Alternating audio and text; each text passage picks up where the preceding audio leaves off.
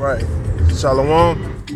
First and foremost, I want to give all praises, honor, and glory to Yahweh, Ba'ashem, Yahweh Shai. Double honor to the apostles and the elders of Great Millstone who rule well and was out there preaching this truth. Been doing it for decades, man, through the spirit and power of Yahweh, Ba'ashem, Yahweh Shai. Salutation to Yakim out there pushing this truth, which is the hopeful elect. Because, like myself, I hope to be a part of that number. I hope to be saved. I hope to have that everlasting salvation. It's the brothers Abak from the Great Millstone Dallas camp. I just want to come out and put this little lesson together on the Lord loved Jacob, because he does. And Jacob, which name later was changed to Israel, who became a great nation with 12 sons that made up the 12 tribes of the house of Israel. The Most High loved that nation. The Most High loved the 12 sons. He loved them, the nation, even after it was split into two, which was the northern and the southern kingdom. And the house of Israel today, which is so-called Negroes, Latinos, and Native Americans of the world, which we are scattered about throughout all the four corners.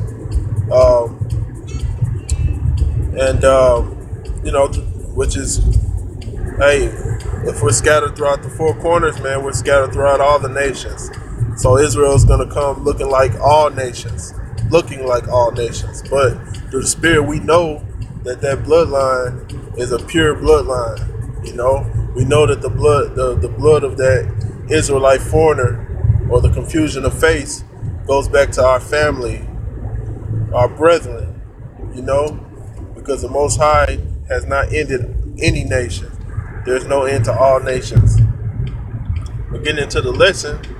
I want to start off with Romans chapter 9 and 13. It says, as it is written, Jacob have I loved, but Esau have I hated. Which Esau is the twin brother of Jacob. Jacob and Esau fought in the womb of Rachel, their mother, which is the wife of Isaac. The Most High, the Most High promised a line to come out of Abraham. Through Abraham was conceived the son Isaac, the promised son. And Isaac, through Isaac, he had Jacob and Esau, which Esau came out first, and generally the firstborn was to get the promise, or the inheritance. What more better inheritance from a spiritual man, which is Abraham, than a spiritual inheritance? And because any man can receive a carnal inheritance, but a spiritual inheritance, to receive a great gift, a pure gift, which can't be taken from you. Which Jacob received that inheritance through the scriptures would call, people look at it as trickery, but ultimately, Jacob, which name means supplanter, he acted on the opportunity to get what was rightfully his, which what was prophesied to be his, through the Spirit, if you can receive it. But reading on, it says, as it is written, Jacob have I loved, but Esau have I hated. The Most High loves Jacob. Jacob was a plain man dwelling in tents, and Esau was a hunter, a cunning hunter. Esau was a carnal man, and Jacob was a spiritual man. In the reincarnation, Jacob was So like Jacob was the son of, in the reincarnation of Adam, uh, Abel. You know, Abel was beloved of the Most High as well, which he gave the more righteous sacrifice, and Cain gave a carnal sacrifice. Not trying to digress, but it says in 14 it says, "What shall we say then? Is there unrighteousness with the Most High? The Most High forbid." You know, no, it's not unrighteousness with the Most High. The Most High set this up from the foundation. You know, the Most High, all things that He does is righteous. We're going to get that later on through the Spirit. All the things that the Most High does is righteous. It says, "For He said to Moses, I will have mercy on whom I will have mercy on whom I will have mercy, and I will have compassion on whom I will have compassion." So the Most High said, I'll have mercy on who I want to have mercy on, and I will have compassion on who I want to have compassion on. Because the Most High chose Jacob. He chose Jacob to love, and He chose Esau to hate. The Most High deals with balance. If He's going to love one, He's going to hate another. And that's perfect balance, you know? My next scripture is Isaiah 14 and 1. For Yahweh, which Yahweh is the name of the Heavenly Father, how the Apostle Gabar, the elder Apostle Gabar, brings it out, which he brings out that it's the proper name, which we all have proper names, and proper names don't change. So it's not God the Father, it's Yahweh the Father, because God is just a title. The Most High's name isn't a title, although it does have meaning, because His name has substance. Yahweh is He to be. But anyway, going on, it says, "For Yahweh will have mercy on Jacob, and I will yet choose Israel, and will set them in their own land." Salaki for the music. Salaki for the music.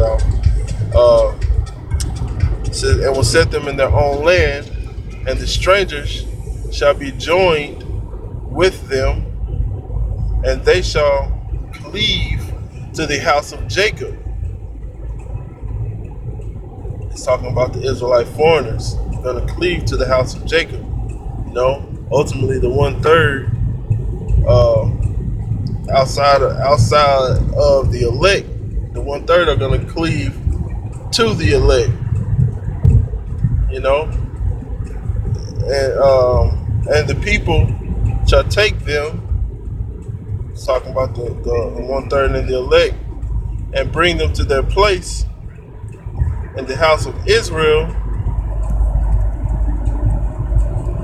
Salakia, and the house of Israel shall possess them in the land of Yahweh for servants and handmaids, and they shall take them captives, whose captives they were, and shall rule over their oppressor.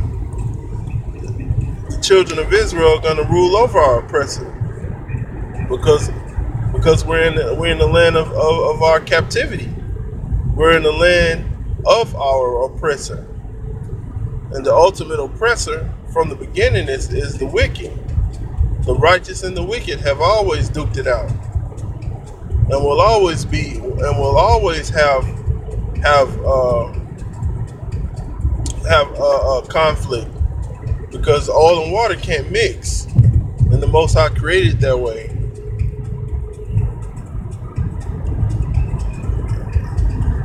Like I said, this is Proverbs 11 and 1. A false balance is an abomination to Yahweh, but a just weight is His delight. That's why I said the Most High created a nation that He hate, and He also created a nation that He loved. The nation that He loved being the house of Israel, the nation of the children of Israel, which consists of the 12 tribes, and here today, which is the Negroes, Latinos, and Native Americans collectively as a whole. And he also chose a nation that he hates, which is the so-called white man, which is the nation of Edom, because Esau's name was changed to Edom after he ate the red meat in Genesis, pursuant to Genesis. And you see, like the scripture says in Proverbs 11, a false balance is an abomination to the Lord, but a just weight is his delight. And I'm moving on to Ecclesiastes 3. Like I said, if the Lord loves, he also hates. This Ecclesiastes 3:1. To everything there's a season and a time to every purpose under the heaven. That's a balance. It's a season. It's always there's a time and a place to everything. There is a season and a time to every purpose under the heaven. There's a season for everything and a time for it.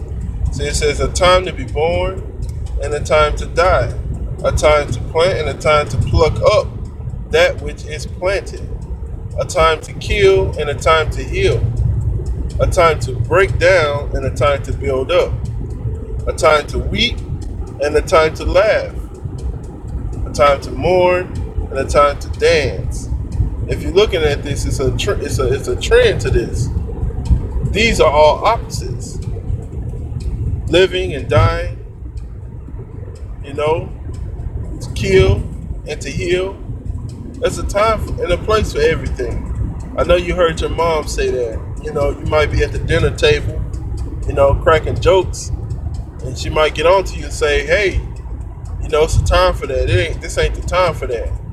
You can't be at a funeral joking and kidding around, playing too much, because it's a time and a place for that. And everybody in the spirit of mourning, you don't want to be the one standing out, not taking things serious. Because like the scripture says, a time and a season for everything in the heavens. Everything, Salakia, under the heaven. I'm getting down to the point. It says a time to love and a time to hate. This is in the verse 8. A time of war and a time of peace. It says a time of love and a time of hate. It's going to be a time where hate is going to have to come out on a massive scale in the world, because ultimately hate is casting down. Hate is what we need in this world, man. Because not saying that just hate unrighteously. I'm saying righteous hatred, indignation. I'm saying hate the evil, because this world is full and polluted with evil. We're supposed to hate the evil, and it's time now to get in the spirit of hate, for righteousness' sake, because the man of the Lord is not going to be comfortable in this place. The man of the Lord is going to be ready for the kingdom to come. The man of the Lord is going to be vexed on the daily, not only because this place is vexing and it's all manner of wickedness, but mainly because it's our people, the righteous, that's partaking in this filthy society, I'm saying the righteous loosely, because the Lord created the nation of Israel to be the righteous and to have a standard in this world, but collectively we're not going to have that all together here in America. We got to wait to the kingdom to be altogether righteous, because our people, 2/3 of our people, must be destroyed. Thus said the scriptures. It's Isaiah 45:17. But Israel shall be saved in Yahweh with an everlasting salvation. He shall be not ashamed. He shall not be ashamed nor confounded, world without end. It says Israel shall be saved. The Most High is going to save Israel. You know, the only nation that's promised salvation is a nation of Israel, because the Most High has a job for us in the kingdom of heaven to establish righteousness on earth. So our salvation is going to be an everlasting salvation. It's going to be strange to the nations. Our deliverance is going to be strange, but it's going to be glorious. It's going to be talked about throughout eternity, because our salvation is going to be everlasting, forever. It's going to be forever remembered. You know, like the so-called white man wants to remember his bull that he puts on the people. He wants to tell us to remember his holidays, to remember his mourning days, like 9/11. That didn't happen. You know, it happened, but it was orchestrated by the government, and now they want you to believe a lie that it was actually the terrorists that did it, when the so-called white man is a terrorist himself. I'm turning this music off. This is trash. Salaki, brothers. But yeah, the so-called white man is the deceiver. He's the wicked. How can you expect the white man to tell you the truth when the Most High has showed you time and time again that he is the wicked? The wicked can and will not learn righteousness. He can't tell the truth. You know, they're talking about Trump lying. You know, the so-called white man is coming up against Trump, saying that he can't tell the truth. Well, he ain't supposed to tell the truth. He's an Edomite. He's a so-called white man. He's an Edomite. And hell, I personally think he might be Esau himself, because he is one of the most prideful individuals I've ever seen.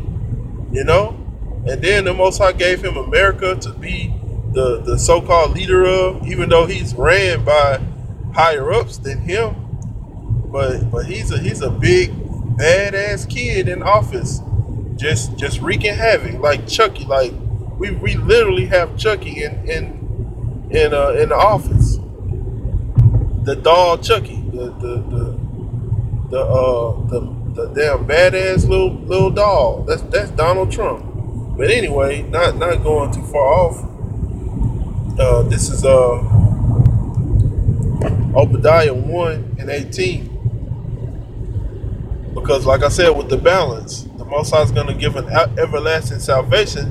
So wouldn't it be right, wouldn't it be balanced for him to have an everlasting damnation, or an everlasting destruction, or annihilation, or end, an everlasting end? If you save and you're not saved, you know, then you're just destroyed. If you're not saved, you're destroyed. You're consumed, an everlasting consumption. And the house of Jacob shall be a fire, and the house of Joseph a flame. Salaki. And the house of Esau for stubble, and they shall kindle in them and devour them, and devour them, and there shall not be any remaining of the house of Esau, for Yahweh has spoken it. The Most High has spoken it. It's like he put his foot down on that, man. The house of Esau for stubble. You know, Esau's going to be rubble. He's going to be utterly beaten down. And then it says, and there shall not be any remaining of the house of Esau, for Yahweh has spoken it. You know, that's a blessing that the Most High is gonna put an end to the wicked. There won't be a wicked seed on earth anymore from the wicked. The wicked is Esau. The Most High created Esau to be the wicked. And he's righteous in doing so. This is Psalms 145:17. Yahweh is righteous in all his ways and holy in all his works. The Most High is righteous in all his ways and holy in all his works. No matter what, the Most High can't do evil. He can't, the Most High can create evil because he does, but the Most High does not, he does not sin. The Most High does not sin, and the evil that he does create is righteous. You know, people can't really understand that, but the Most High does all things. You know, he says, and Yahweh is righteous in all his ways. He's righteous in creating the so-called white man to be the nation that receives everlasting judgment, everlasting everlasting end. You know, damnation, and everlasting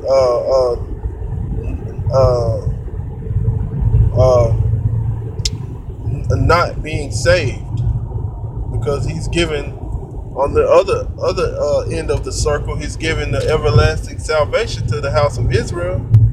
It wouldn't be balanced if he didn't give a nation everlasting damnation, everlasting destruction, an utter end. You know, he had to, because the Most High is balanced. The Most High is balanced. He's fair. He's just. The Most High is just. This is Romans 9:20. Nay, O man, who art that replies against the Most High? Shall the thing formed say to him that formed it, why hast thou made me thus? Have not the potter power over the clay of the same lump to make one vessel unto honor and another unto dishonor? The Most High can do what he wants with his property. We are his property. We don't belong to ourselves. We belong to the Most High, Yahweh B'Shem Yahushai. And he can make, if he want to make a vessel unto honor, if he want to make a nation unto honor, he will. And he did. He made the house of Israel. Even though we don't look like it right now, even though our people are bugged out of their mind collectively, but he's raising up a remnant of our people to come up and stand against the wickedness of the so-called white man, stand against the lies, and stand against Christianity that destroyed our people.